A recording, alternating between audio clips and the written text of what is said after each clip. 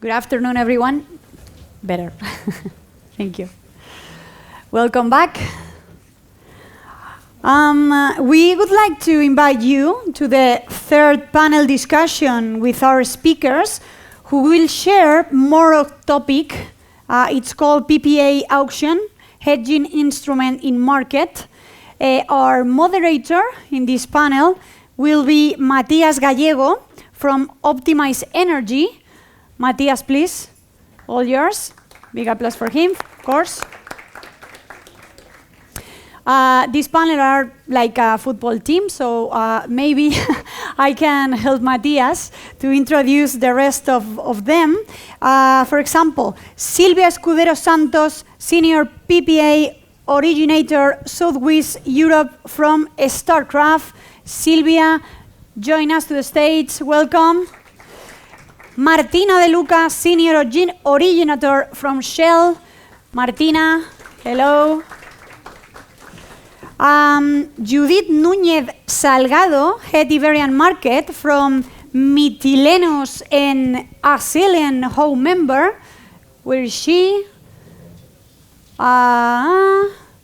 There's no Martina at this moment. Okay, maybe she can join us later. Jaime Vazquez, Director PPA Origination and Structured Finance from Soto Solar. Welcome. Robert Navarro, Managing Director and CFO from Renewables Iberia. Welcome to the stage with coffee. That's a cool decision. We have to Francisco García Valverde, General Manager from TALERI Energía Iberia. Welcome, Francisco. I'm finishing, I promise. Eric Landstrom, PPA Transaction Manager from Pexa Park. Welcome. And the last of us is Javier Gavina García, Senior Associate from Watson, Fairley and Williams. There you go. Thank you very much. It's all yours, Matias. Thank you. Well, this is indeed like a football match. Yes. Fair play, please. All right, thank you all. Thank you for the organization of this event. Well, we've got a super interesting topic today for discussion. We all know this is a very complex context, right? We've got the tragedy of war in Ukraine. We've got the threat of climate change. And both combined are resulting in an unprecedented energy crisis, which seems to be leading to, again, an unprecedented economic crisis. The good thing is that this should boost the energy transition, and our industry, the renewable industry, is expected to save us from this situation. Investors and capital seem to be ready to play the role we are expected to play by deploying the capital required to do so. But it also faces significant risks, among which price volatility, regulatory uncertainty, etc. So leaving these two final risks aside for a moment, we will go back to them later on.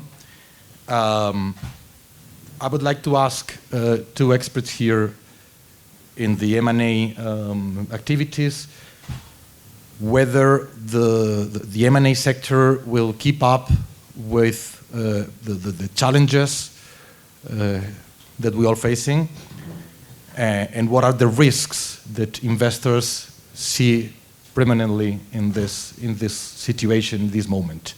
So please, Javier. Yes, thank you, Matias. Thank you, you to all, to come here to the Energy Box conference. Well, regarding the M&A activity in Spain, we have a lot of issues to be considered in this context, but I would say that the ready-to-build issue that you probably are aware, that is the most relevant issue to be considered in this regard. To introduce briefly the issue, This issue starts regarding the read from a binding ruling issued by the tax authorities, in which they conclude that the capital gain obtained derived from the transfer of an SPV which is developed a solar project at a ready-to-build status should be taxable at the corporate income tax of the transferring entity. So they consider that, provided that the construction works has not been initiated, the entity should be considered as a wealth company for corporate income tax purposes, and the capital gain obtained should be taxable. It was extremely relevant in the market, and mainly for two main things. The first one is it was a clear change of criteria regarding the previous one maintained for the tax authorities, and the second one, and more for a pure investment perspective, we should bear in mind that the capital gain obtained, that would be taxable in this case, is calculated by the difference between the book value of the SPV, which is being transferred, and the purchase price. And in that cases, it is quite common that the book value of the SPV is quite small, so the huge portion of the purchase price will be taxable. So in this sense, during this year, we have seen in the M&A transaction and during the negotiations, certain manners to cover that risk, to try to cover that risk. The first one and the most common one is to establish in the SPA certain provision in order to conclude that the transfer of the shares will take place only when the construction works has been initiated, and the ready-to-build status is defined as the moment in which the construction works has been initiated. In order to prove that, there are some manners also. For example, the one that is perfect, but not all times possible, is to include in the SPA a provision that a public notary should go to the plant and certify that the works has been effectively initiated. Another one is to establish in the SPA also a threshold of the invoices that should be used by the developer in the context of the construction works, in order to prove that the works has been initiated. In any case, we should analyze case by case, because if, for example, we are in the context of an international group or group of entities, this provision could be changed. And we have seen also a relevant issue derived from this binding ruling is focused on the fact that in our country there are a lot of structures in which the seller of a portfolio, after the transfer of the shares, will render some services to the SPV or to the portfolio that has been transferred. So in these structures, the global revenue to be obtained by the seller should be considered as a whole, between the purchase price paid by the shares and the development fee obtained by the services that will be rendered after the transfer. And before that ruling, the sellers want to allocate more portion of this price to the purchase price, to the share price, because it was exempt from tax. And after that ruling, maybe this allocation criteria would be modified.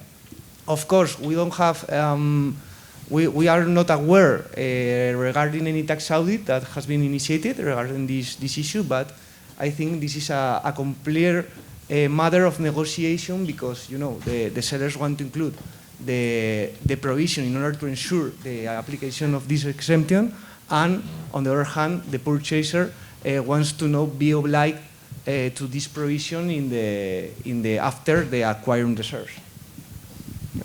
Interesting. Thank you, Javier. Thank you very much. So taxes are, as usual, the biggest concern, right? Okay. I'd like to ask Fran. He's at Teleri, so he's in the equity world too. What are, in your view, these risks, and what are the trends and what can we expect from the M&A market? Okay, gracias, Matias. I will try to be brief. Well, in a general context, there is still significant appetite for investing in renewable energies, but maybe we have two, well, not new drivers, but that has become more important, which is the need of investments in ESG projects and the concept of energy independency that several countries are now facing firsthand. For instance, this makes that in Finland, my company's homeland, we are now with 10 opportunities, solar opportunities on the table that are being developed. And I'm talking about larger scale. So, so regarding the M&A market in Spain is still strong. Last year, solar energy sector was among the 3 more active sectors with more than 12,000 million euros in aggregate value. So I think that over this year the trend is the same. So, so that is fine. If the M&A market will keep up, I think that the answer is yes. We have a significant amount of projects, 102 gigawatts with access to grid granted. It's just a reference. We all know how to deal with that reference, but it's still a huge potential. And projects are happening. I mean, they are being built. I think the last year it was 3.5 gigawatts. This year we are above 2.6 now. So we will be slightly above that.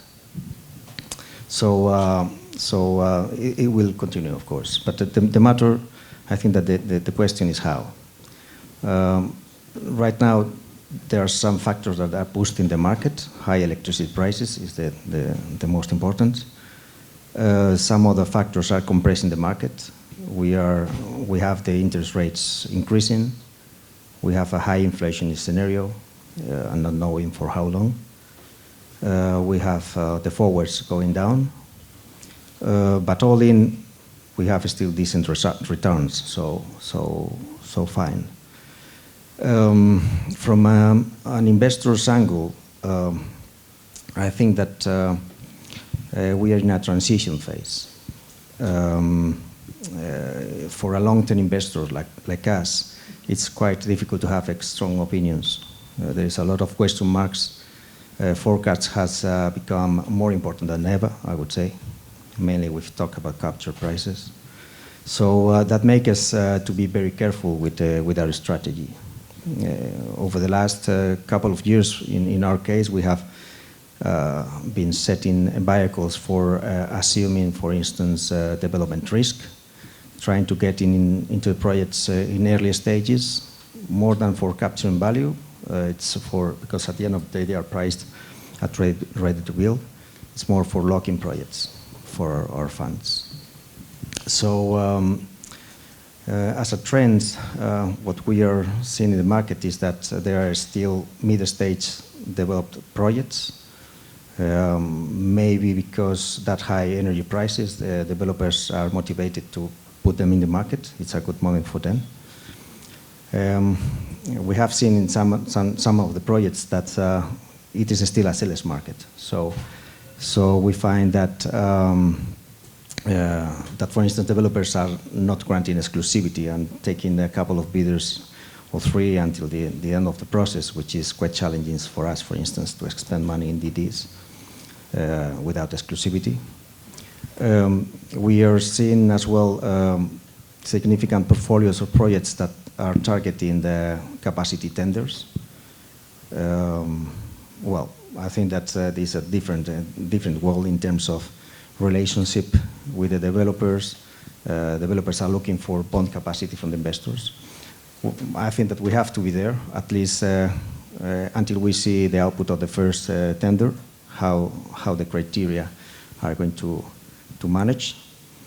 We are saying as well that technology is becoming more important to facilitate the access to the grid. Now we're talking about synchronous compensators, hybrid project storage, so we need to understand all that.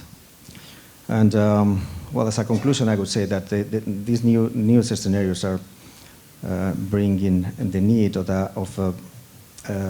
change in the mindset and in the relationship between the developer and investor. I think that it is really important to be aligned since the very beginning. The investors, we need to understand that which are the development challenges. There is no projects crystal clear. Apologies for the expression, but shit happens, and we need to understand that. And from the developer's point of view, they have to understand the uncertainty and the volatility that we have to face as investors. So they have to understand that they can't take the money and run. So new times. Okay, thank you. Very complete answer, thank you. Well, this goes for the equity side of the business, but still, this is just one of the terms of the equation, right? We're missing the debt here. Jaime is a specialist in this field, so the question is pretty much the same that the one for the equity.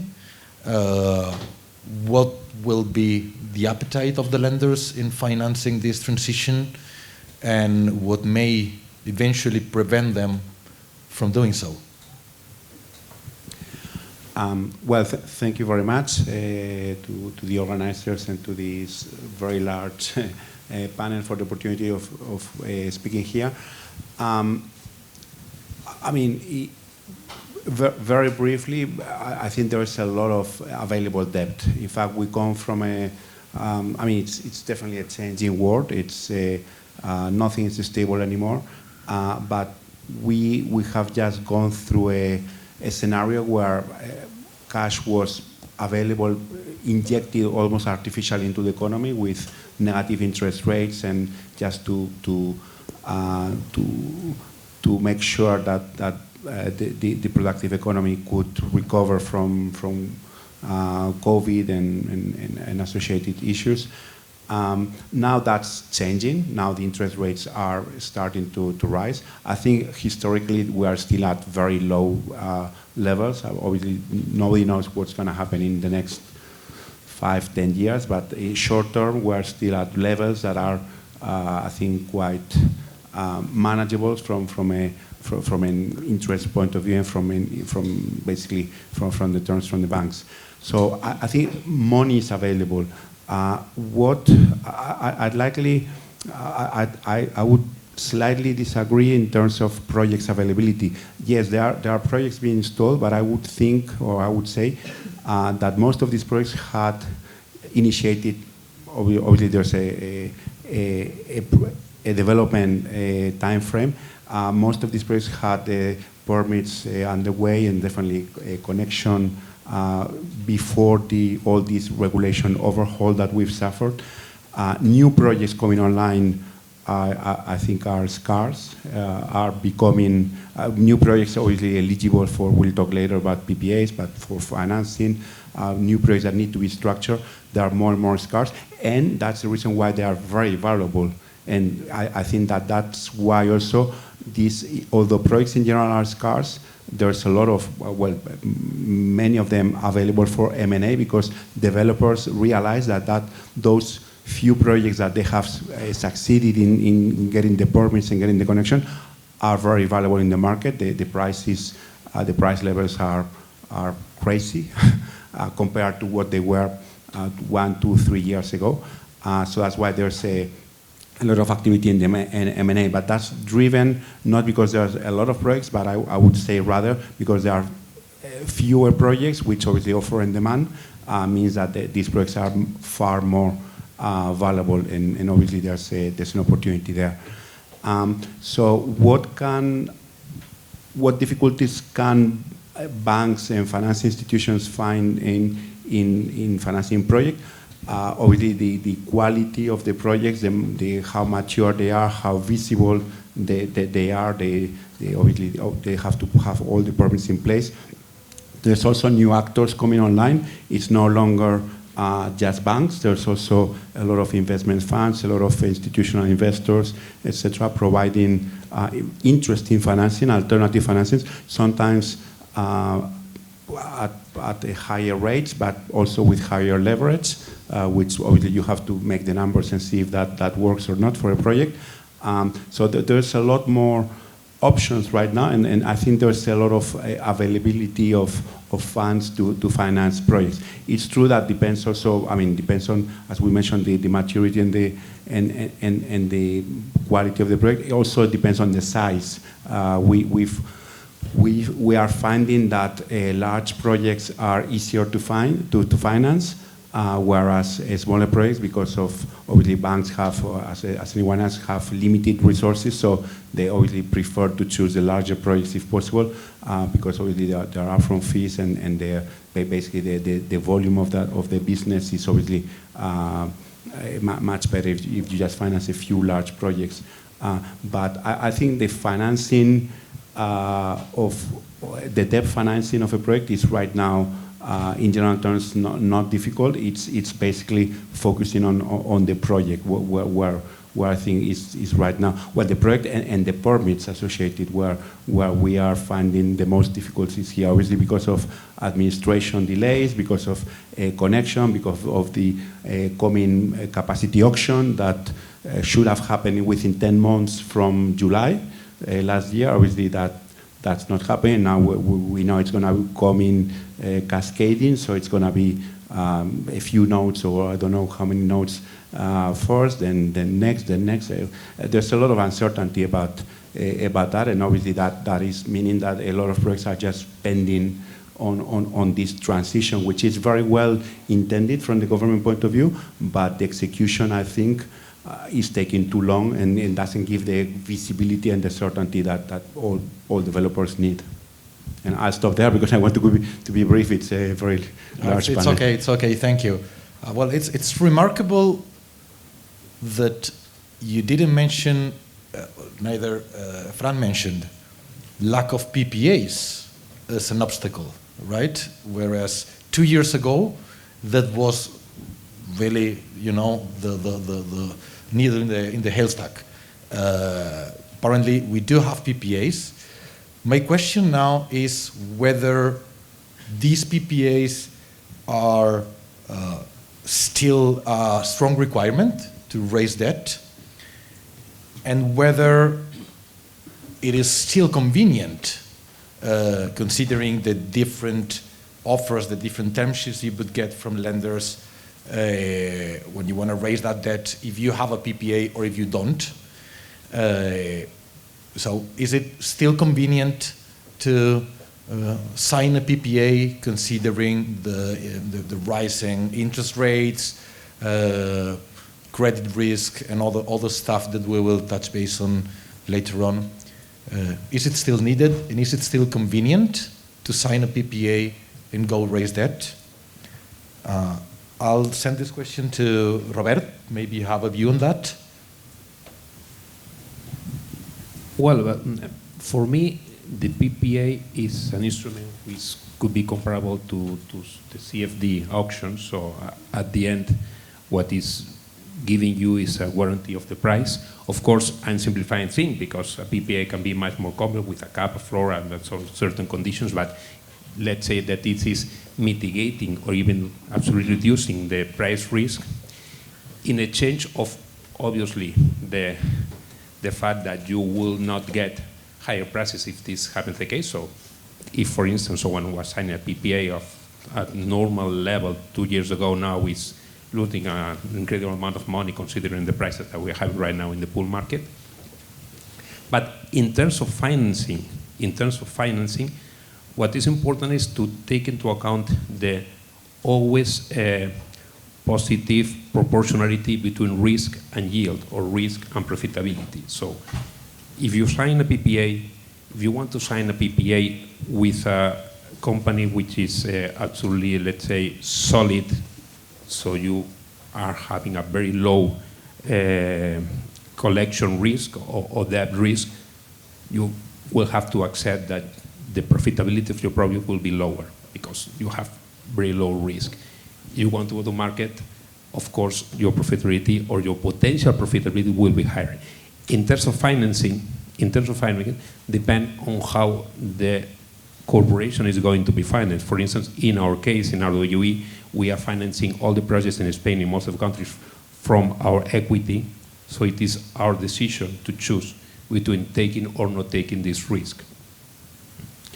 In other cases, if you need to go to a project finance, normally it was said years ago that it was necessary to have a PPA. This one I'm not 100% sure. There were some banks that were willing to accept merchant risk, but not most of them. And in fact, we have seen that this has been considered as a need, either a PPA or an auction, with the results of the CFD auctions that have been taking place in Spain, on which extremely low prices were awarded, with the intention from the promoters to have a certain, let's say, to be awarded in the auction in order to make sure that the bank was collecting their money over the next 10 and 12 years, and then having the rest of the useful life of the plan for them to have their profit. So at the end, if you have the need to have some kind of external financing, you may be forced to accept this lower yield due to the fact that you need a lower risk to convince your investor to lend you the money. I don't know if I have answered that properly or not. I think you have. Thank you. Thank you, Robert. Let me get back to Jaime again. Is it convenient for you? Are you still seeking PPA plus debt structure as we all used to? I mean, basically the word, I mean, this is a typical phrase, but in this case it's very true. The world has changing and is changing and has already changed. If we were if we were having this table 2-3 years ago, my answer would be yes, a PPA is required by shareholders, by banks. There used to be just basically in the Spanish market, basically 2 banks that could potentially accept financing without a PPA. One of them has been merged into a bank that has imposed their policy of no financing without PPA. So that's basically remains one bank. So that was the sort of, and that remaining one bank was, okay, we want to have a mix, not everything on one side, basically. It has, and the PPA market was very much an off-taker market, basically, where off-takers were sort of dictating the rules, the prices, their appetite, and producers were sort of kind of knocking on doors and trying to find, you want a PPA, you want a PPA, and trying to knocking obviously on good credit rating off-takers, which obviously limits the scope.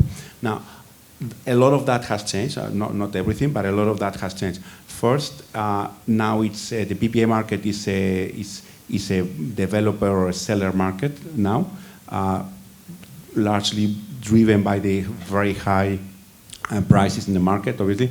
A lot of retailers, consumers, everyone wants cheaper electricity for obvious reasons. It wasn't a concern 3 years ago, it is now, because it's become a very important input in their costs.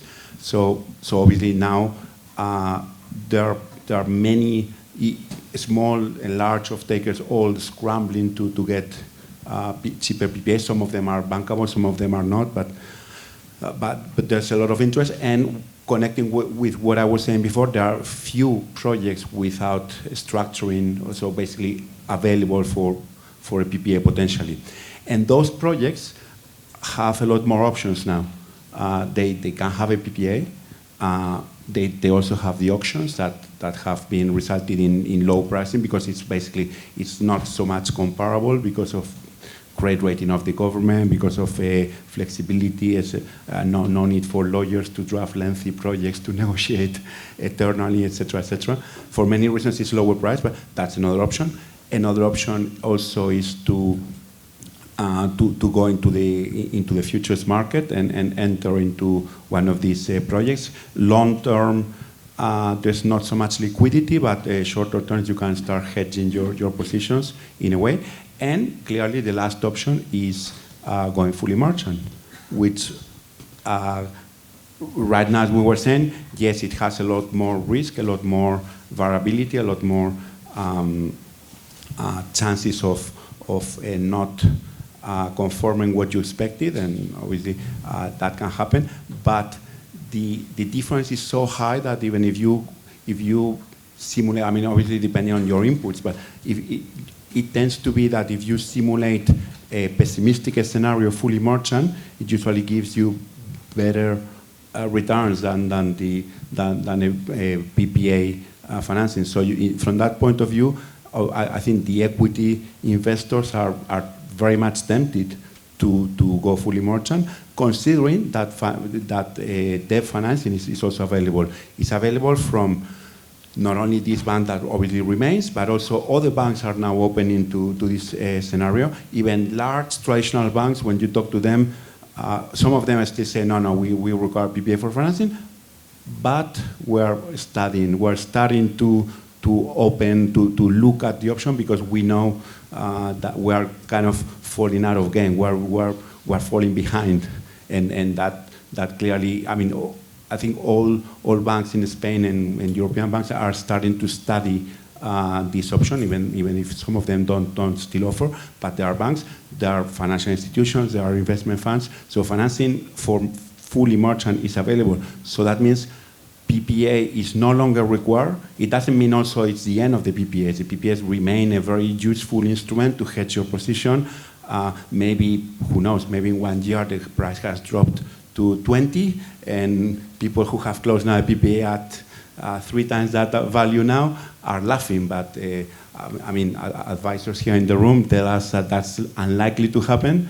But also, if we were asking those same advisors what are the electricity prices in 3 years' time, 3 years ago, I don't think anyone would have told they are at the current level. So the future is very difficult to predict, and PPAs remain a very good tool, especially if, I think the best is to have a mix, obviously a balanced approach in your portfolio, but obviously depending also on your risk profile, if you want if you get your numbers correct and you want to sleep tight at night, then you can secure your project, and no matter what, you will get what you closed.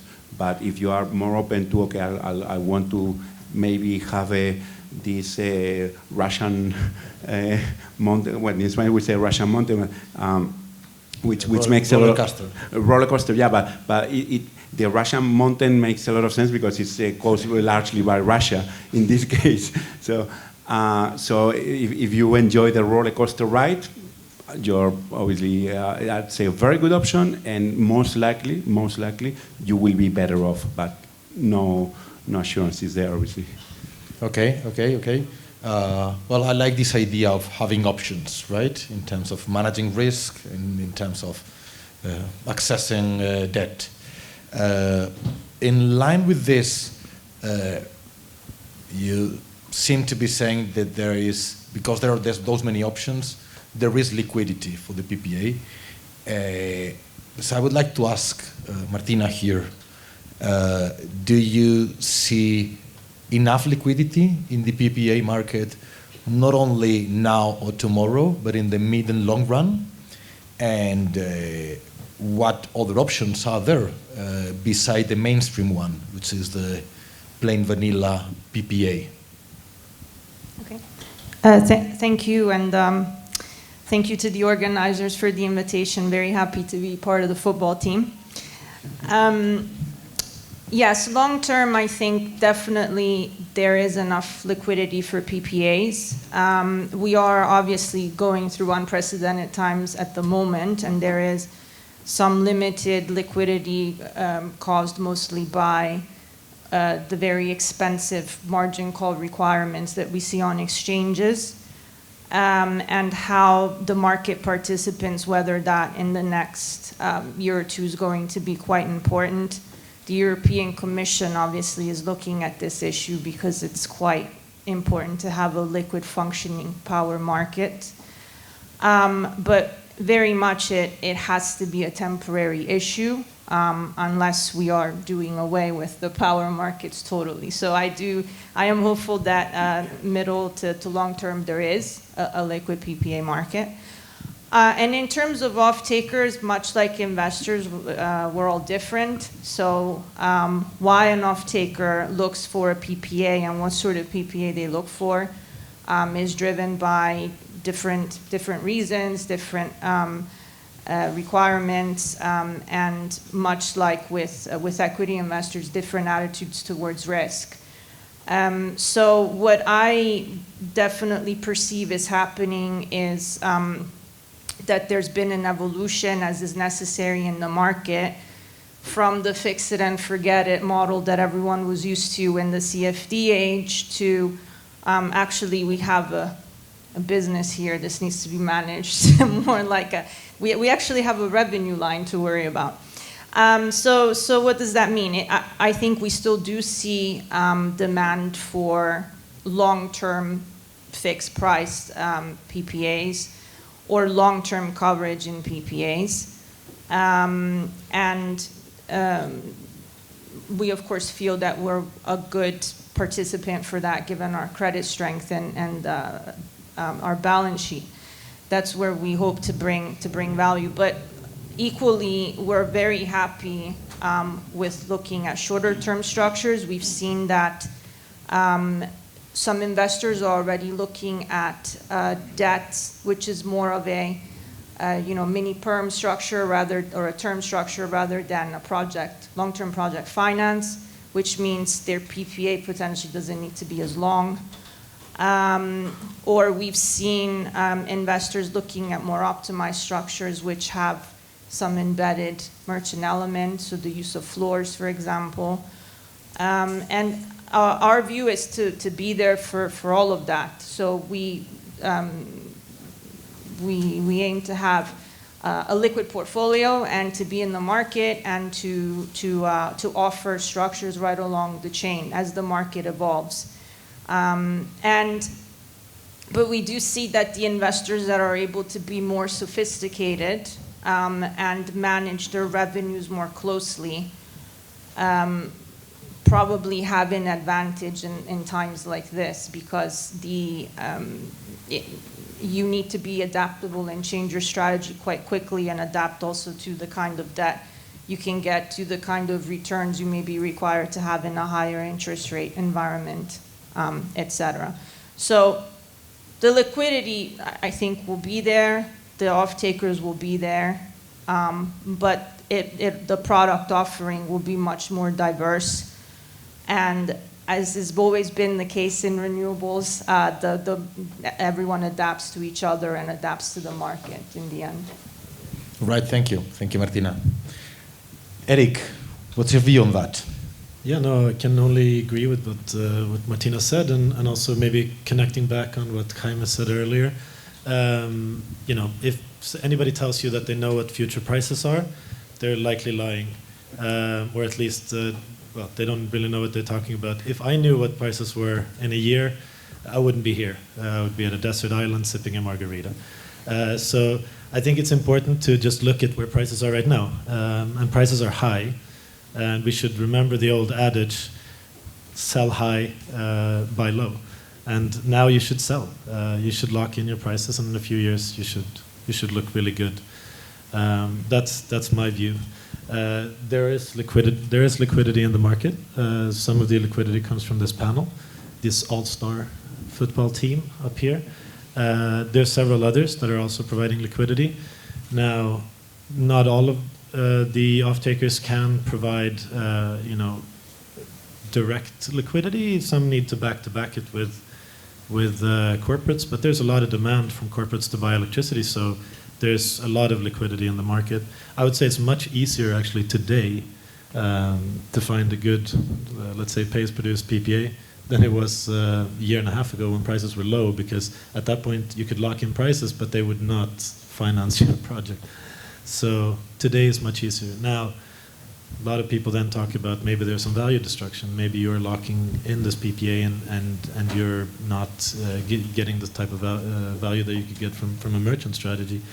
Obviously, looking at PPAs and financing on a single asset basis, I think we have to move away from that. We have to start looking portfolio, and from that perspective, it's good to have pay-as-produced 10 years for one of your assets, and then you have maybe a rolling strategy where you continuously hedge part of your production on another. You try to find portfolio financing from bigger banks. And I think that's really where we should be heading. We should be heading to both more active financing management, but also more active revenue management, as Martina was talking about. If you're looking, I'm Swedish, and I've been quite active in the Swedish market lately. In Sweden, most people that have a baseload PPA, which is how you finance the long-term wind asset, the ones that did not do active revenue management are losing money now because the capture rate is below the hedge ratio that the banks obliged them to take. So capture ratio at 60%, hedge ratio at 70. You're value overhedged and you're losing money. So we will eventually, I think, once prices start coming down, once pays produced might not be so attractive anymore, you might have to go into baseload PPAs here as well. And then the players that can do active revenue management will clearly be in the driver's seat and clearly be able to make more money. I should also say that while I was previously much in the Nordic market, I'm now here in Madrid, and we just opened an office here. So looking forward to meeting all of you around town. Thank you, thank you. I love that idea of being more active and more hands-on the projects and your risks. Yeah, opportunistic. Yeah. Exactly. Yeah. All right.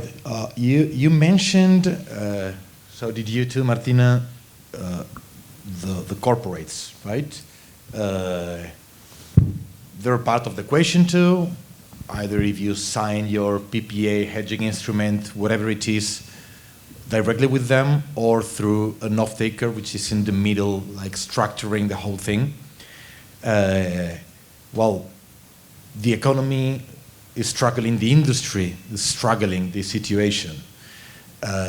So corporates are often rushing to get a good PPA, pushed by this unpleasant situation they're suffering, and probably forgetting about the long run, right? It's an immediate need, an immediate problem that they need to solve. But this brings the question about credit risk. Most of these corporates might not be credit worth, right? So I'd like to ask Silvia here, what is your view on that, credit risk, and what do utilities vertically integrated like you, what can you do in helping sorting this out? Yeah, thank you, and thank you for having me here today. So yeah, I believe that in a very volatile environment as we are experiencing right now, credit and also counterparty risk is extremely important. I believe the panelists have already mentioned that solar wind developers will be looking at an off-taker that is financially solid in order to look for an off-take long-term, and also I like the messages that we're giving here. No? A PPA is really a risk management tool. It's not really a destruction value tool. It's to manage risk, because today we are high, tomorrow we are low.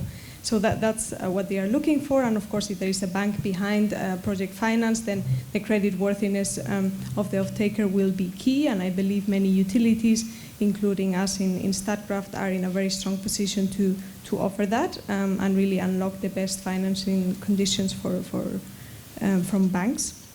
But I think that the benefits go beyond that, because the value of having a counterparty that is financially solid and also that offers a contract that is crystal clear in terms of protecting the non-defaulting party in case of a termination, or that doesn't incentivize termination for convenience, is very important. We came from a very low price environment during the pandemic.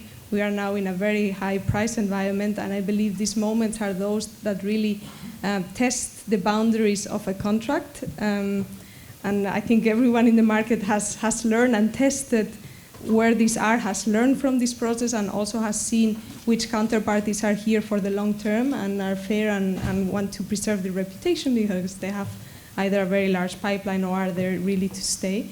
So I think this is very important to assess credit and counterparty risk. And how do we do this? In a transaction with a wind solar developer, when looking at credit risk, we look at 2-3 things. First is the probability of default, and really this, will the project be constructed or not? And of course, if the project has reached financial investment decision or there is equity committed, the risk is a lot lower. Then we look at the duration from PPA contract signature until COD. Is this 3 months, 6, 18? Because the volatility in that period will also change, the longer, the more volatility. And then we also look at volume, tenor, and price. And this will determine the credit amount that we will require for a transaction. So of course, a 10-year transaction will be less volatile in price than a 2-year one, but a 10-year one will have more volume than a 2-year one. So this is basically what we take into account in order to assess credit risk, and we'll ask for collateral guarantees until COD. All right, thank you. Robert? Yeah, my only addition to what I have said, and I suppose everyone will agree on that, is that we tend to focus too much on the short term. So we are now in a situation where prices are extremely high in Europe, but we should not extrapolate this to the future. In fact, if you look at the price curves over the last days, you will observe that from, let's say, 12 o'clock, 1 o'clock until 6, 7 o'clock in the afternoon, in some days, a significant proportion of the days, prices dropping dramatically. I suppose it's due to the high penetration of PV compared to the demand. So we should not assume that it will last forever. So we shouldn't assume that a PPA is, let's say, bringing average lower price on the long term of 15 years than going merchant. On the short term, it is obviously the case, but not in the long term. So it is just, let's say, a food for thought or a reflection that we always tend to look too short on this and the way is long. And I think that some people could make wrong decisions based on the assumption that this situation will last forever. Yeah, I agree. So we need to be cold-blooded, right? Absolutely. Okay. We're running out of time, but let me just raise another very important topic. I would ask you to be brief, which is the regulatory uncertainty. Things are moving fast. Nobody knows what the law will say next week, next year, whatever, you name it. So, Silvia, how do you face this with the existing, with the upcoming and the existing PPAs? Well, that's a good question, and it has a very difficult answer. I think the past year, all of us, I guess, have spent a lot of time trying to get their heads around every new regulation that came out.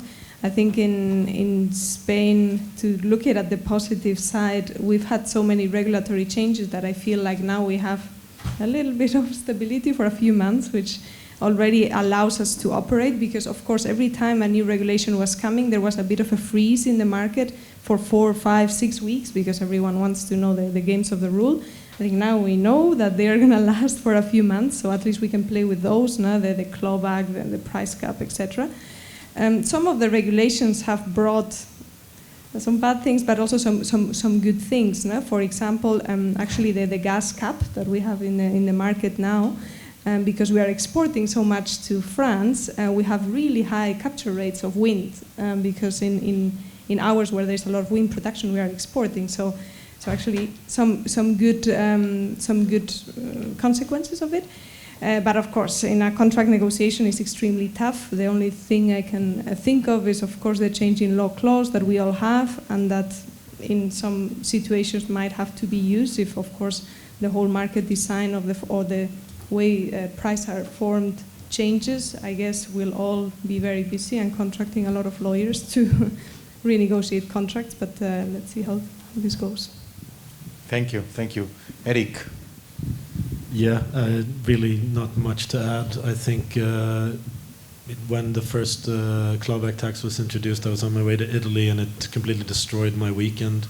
You know, I mean, it's just, you have to keep being on these new developments all the time. I mean, obviously now, I agree with Silvia that Spain is ahead, so the revenue cap is not really that important here, you know, the EU-wide proposal. So I think, you know, from that point of view, it's kind of nice that Spain was so far ahead.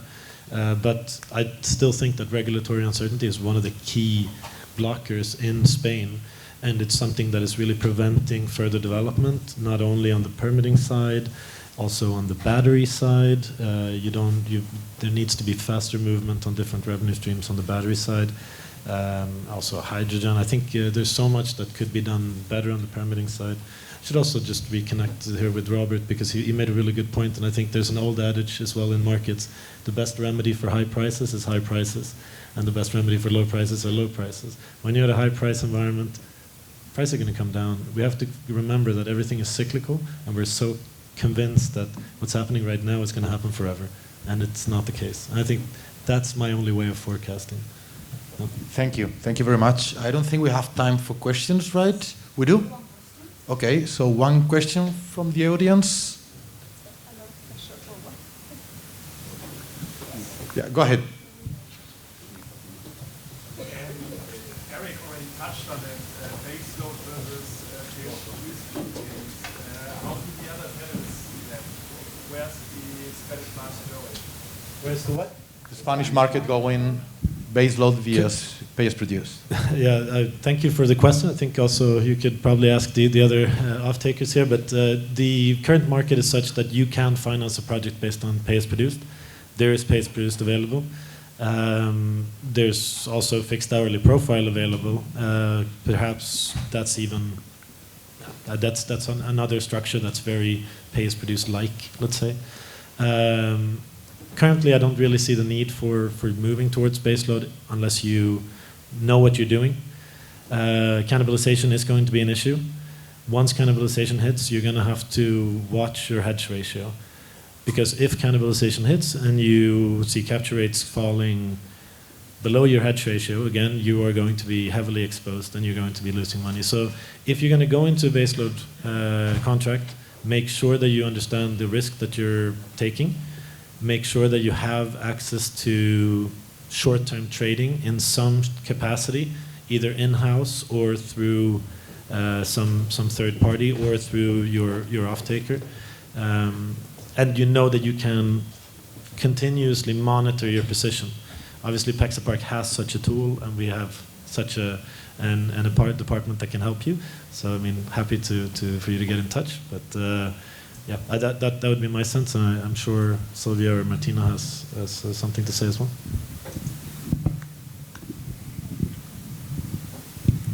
Happy just to add a few words. I would agree that we are right now in an environment where pay-as-produced. I think a lot of off-takers are taking that, so it's a good opportunity for generators. This wasn't the case, I believe, a year and a half ago. And there were very few off-takers that had appetite for especially solar as produced, so it's a good opportunity. We do see quite a few still baseload PPAs, so I wouldn't fully rule it out, but they would focus in the short, medium term, up to 5 years, because of the uncertainty. I think already 5 years is uncertain, but 10 even more. And as what other structures are concerned, I feel that the high price environment at the moment really asks or requires a bit of more price fixing. In the past, I did see more floors and collar structures. Now I do see a lot less of that, but probably they will come back. Maybe I can add from the producer point of view. Well, basically, it depends. Of course, if you are a wind producer, then your wind profile will be fairly similar to baseload. So that's obviously something which is generally accepted. If you are a solar-only producer, in general terms, I would say baseload PPA is a red line, because basically you are assuming the risk of having to purchase in the market electricity at hours you are not producing. And if the price is similar, that's a risk you can take, but you have no guarantee. And in fact, as you go beyond, that's likely to start changing. So that's a risk. Basically, as a solar producer would want to sell what they produce, which is electricity during solar hours, and they don't want and basically don't care about the price during non-solar hours, because that's electricity they don't produce, so that's electricity that they cannot sell. And if they are selling the electricity, then they are no longer just a solar producer company. They are a solar producer company plus a financial company, because they are basically taking that risk. And so basically, if you are only solar, you have to be careful, or you have to hedge somehow that risk in the market. There are even products in futures, etc., or that you can hedge, but you have to manage that correctly. Otherwise, you can be in trouble.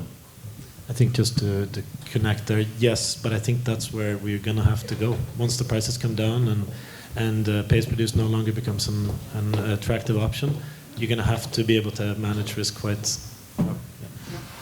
Oh. No, sorry. Well, then, yeah, that was my answer. I think we're going to have to see producers move towards there. All right. Thank you. Thank you all. It's been a fantastic panel. Thank you very much.